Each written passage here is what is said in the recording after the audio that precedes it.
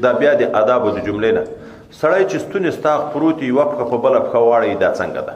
په اول روایت کې صحابي وی چې ما پیغمبر علیه السلام ولید په جومات کې ستونی ستا پروت و یوه پښه یې په بله پښه باندې اړولې وه.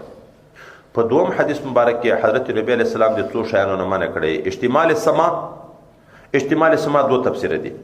یو دا ده چې یو څادر ده د ځانه یې تاو کړی خو داسې یې تاو کړی لکه وچه تیږه چې سروی نه یې پکې څادر د ځان نه تاو کې دلته یې چغ کې لاسونه هم د نن یې پکې بند کړي هر څه د نن یې دا یو څادر غټ څادر د ځان نه تاو کې او ځان ټول مکمل پکې پټ کړي.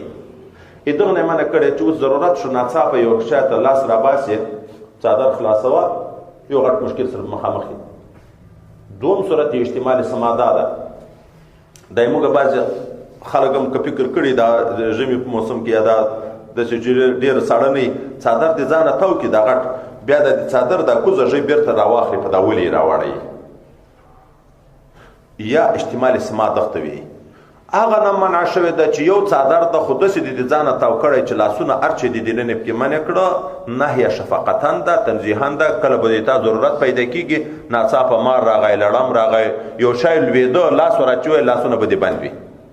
او دا دوم قسم احتمال سما چې څادر یو د ځانه د تاو کړه بیرته چې دا یوه شی داسې را اخلي د عورت لوڅېدن خطر ده نو دغه نه منع شوې ده. او احتباء په ثوب واحد چې یو لنګ یې اغوستی یو لنګ او په یو لنګ کې داسې د پښو په سر کښېني نو دلته عورت په مخامخ لوڅېږي که به نه لوڅېږي. دغه نه یې منع کړی ده چې احتباء په ثوب واحد کې وي.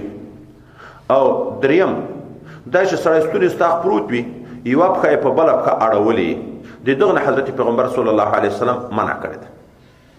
اوس خبره دا ده چې دا دوه حدیثونه دغه ځای کې تعارض راغی. په مخکې کې صحابي وی چې ما نبي علیه السلام خپله ولي چې ستونی ستا پروت دی یوه پښه یې په بله پښه اړولې. او په دوم حدیث کې راځي چې نبی علیه السلام د دغه نه منع کړی ده چې سړی ستونی ستا پروت یوه پښه یې په بله پښه اړولې. دغه دوه په منځ کې تعارض نشته خو موږ چې نه پوهېږو تعارض راته معلومېږي. یو خو وایي ستونی ستا څملاستن پښه په پښه اړول دوه قسمه دي.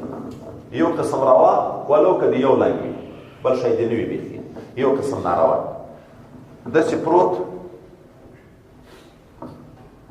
دغته م وایي ویله کېږي که نه چې پښه یې په پښه اړولې.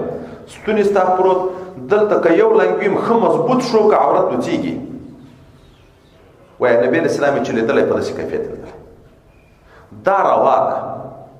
دوم قسم دا ده چې ستونی ستا پروت ده دا پښه یې داسې ده داسې پښه واړوله و چې یوه جامه دې سړي وي او دا وایي دغه چا دپاره چې پرتوګ نه وي لنګ یې اغوستی چې پښه یې په پښه واړوله بازار به لوڅېږي که نه دغه نه یې منع کړی. هغه قسم روا دا قسم ناروا.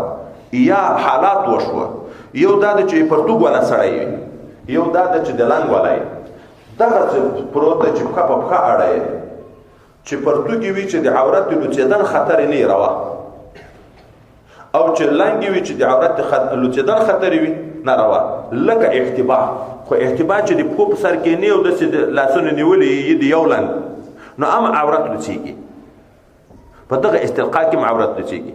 او چې سړي پرتوګ اغوستی نو داسې شکل کې که کښېنم چې د عورت لوڅېدن خطر نشته پروا نشته او که په پښه باندې واړیم چې د عورت لوڅېدن خطر نه وي په یو صورت کې بیا پروا نشته نو تعارض نشته.